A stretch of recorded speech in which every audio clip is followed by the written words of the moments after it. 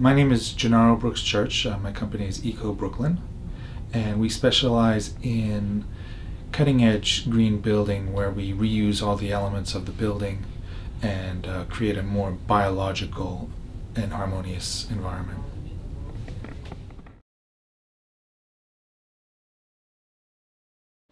In terms of what we did at Brighton Green, the challenge was to take the water that was being used by the tenants and not just flush it down the toilet, essentially.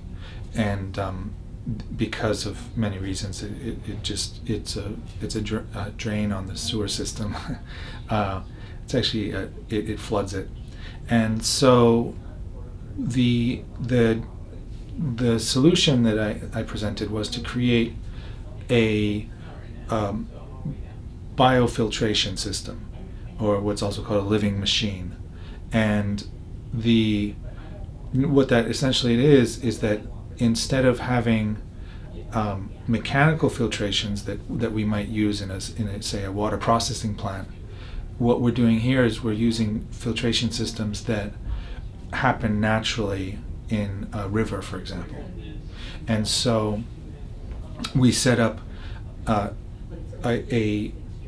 place along the front of the building where the used water would pass through these chambers containing gravel and then pass underneath the staircase and act as a sort of river, and then the water, as it passes through that, would come out much cleaner, and it would also support plant life and animal life because the gravel system has plants in it, and the water provides fresh water to local animals.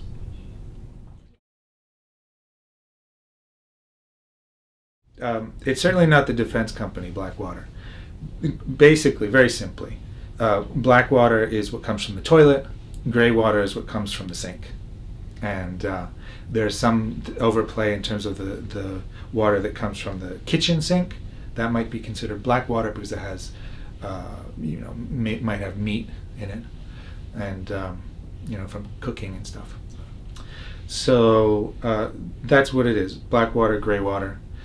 You could, I guess, technically turn Blackwater into Greywater, in the sense of removing a certain percentage of solids and all that stuff, but that's kind of more advanced science. But very simply, Blackwater is the toilet water, Greywater is the shower and the sink.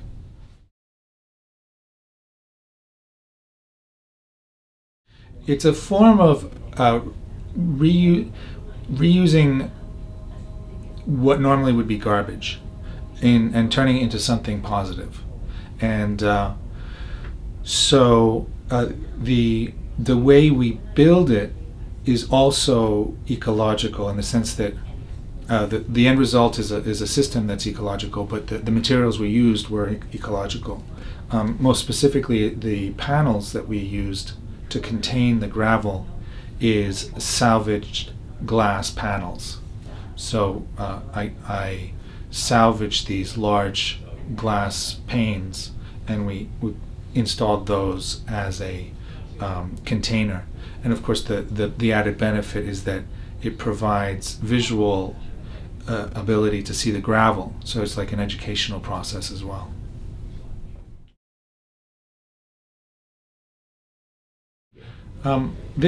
The process of reusing Greywater and Blackwater is innovative on many levels. The larger concept is that in nature there's no such thing as garbage. There's no such thing as something that you throw away and hope disappears somewhere.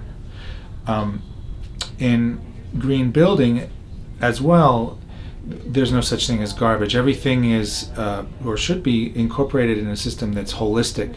So a green building wouldn't want to throw away valuable resources like water, even if it is dirty.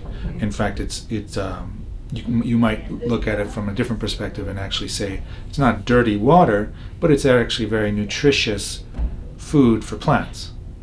So the other thing that's very cutting edge about the living machine in the front of the building is that it's made out of salvaged materials. So not only is it creating something ecological, but it didn't reduce the resources of the planet to make it.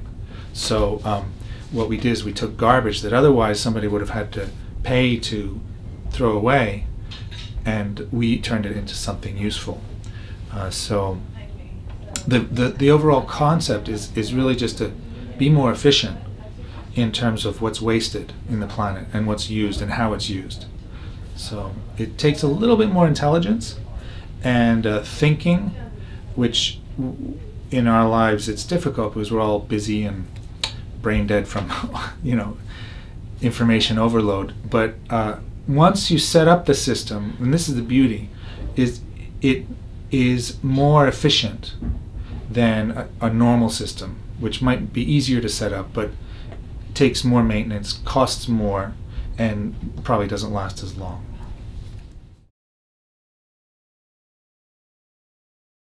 The main cleansing process of this living machine is the bacteria that's in the gravel. So we've made these big containers and filled them with gravel, and then we pass the water through that gravel. And the gravel just expands the surface area for the bacteria to be able to live in. And these bacteria just eat this stuff up, and it's part of the nitrogen cycle. So they'll let off certain gases and stuff, which are beneficial. And the water comes out without those nutrients that the bacteria ate. For example, it could be soap, it could be skin cells, it could be anything that goes down the drain, and that's food for these little guys. So it comes out without that food, and it's cleaner. The other thing that happens is the plants, their roots, are eating that exact same thing. And so the plants will be in this gravel, and they'll be sucking up all this wonderful nutrients as well.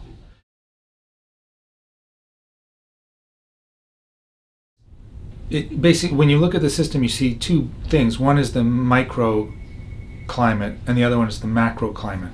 A green builder doesn't just think about the house in isolation. It thinks about how it's connected to all these other things. So if New York City had lots and lots of houses that processed their greywater, then when it rained, the sewer system would not overflow, and all this sewage would not go into our waterways and contaminate the waterways.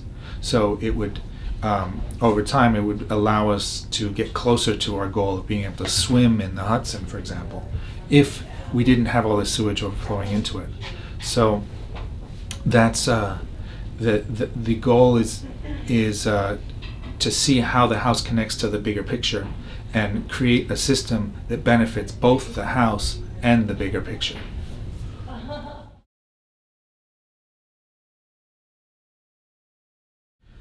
Well, it's luxury condos.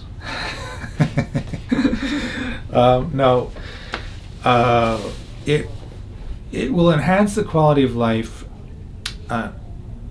Certainly, from a philosophical point of view, they'll feel that they're making the world a better place and all that stuff. But on a more concrete level, the design of the passive house is a more comfortable house to live in.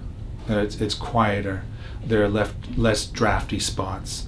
It's not as hot in the summertime, and it's just overall a more peaceful and comfortable place. The element that I was involved in, which is the reuse of the greywater, is going to the largest impact it'll have on the residents is that their entranceway is going to be a lot more beautiful. It'll have greenery, it'll have moving water, and it'll attract animals, and so the gateway to their building will be a more pleasant experience.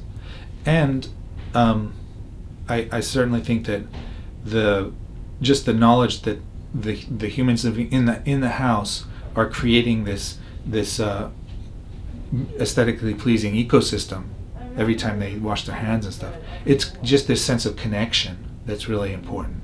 There's this feeling like, oh, I influence the world, and in a positive way, and I think that's really cool.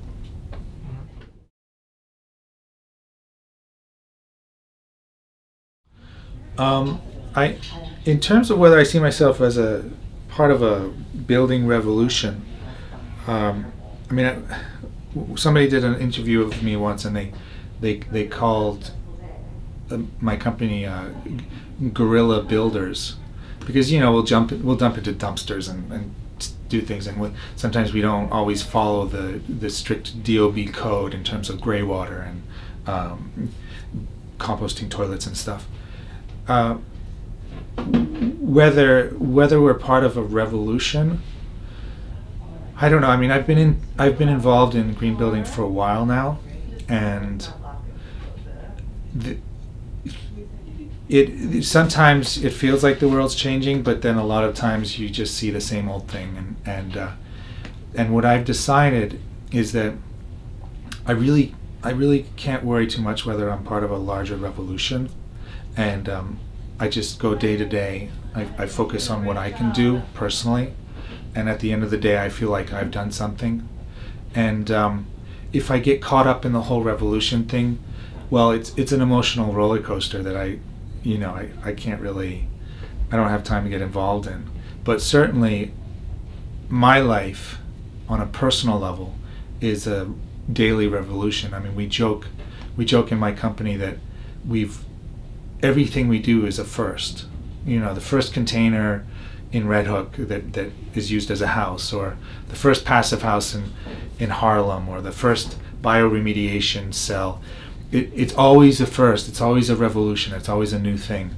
And so in my life, yes, I certainly feel like my life is revolutionizing every day.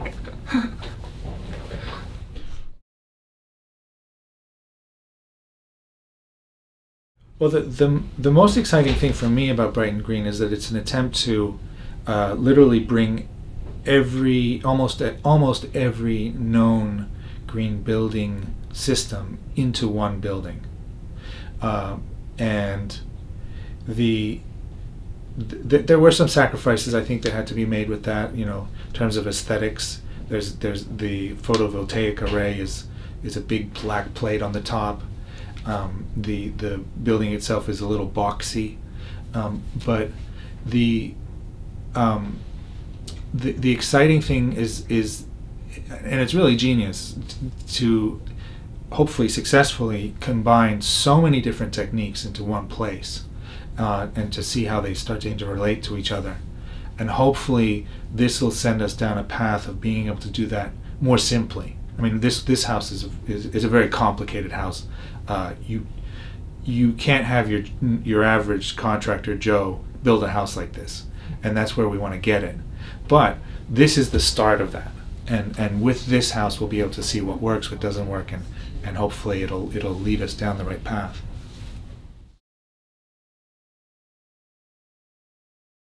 I certainly would enjoy living in a building like this.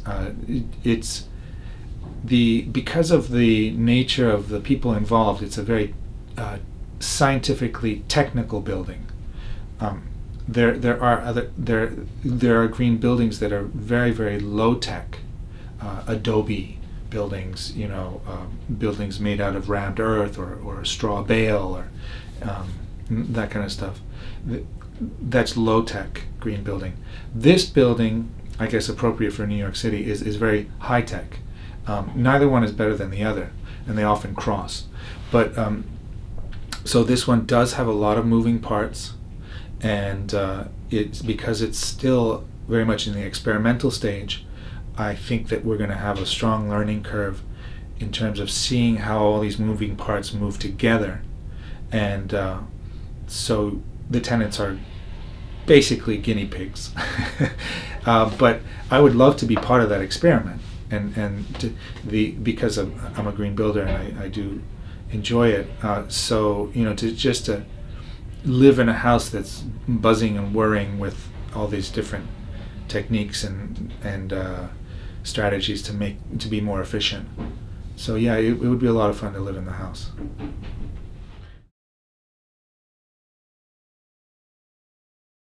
I'd just like to say thanks to my mother for. No, I'm good. It's been a joy working with the team. They're great people, very eccentric, full of energy.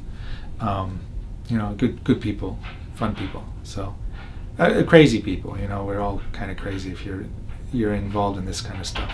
So it's been a lot of fun.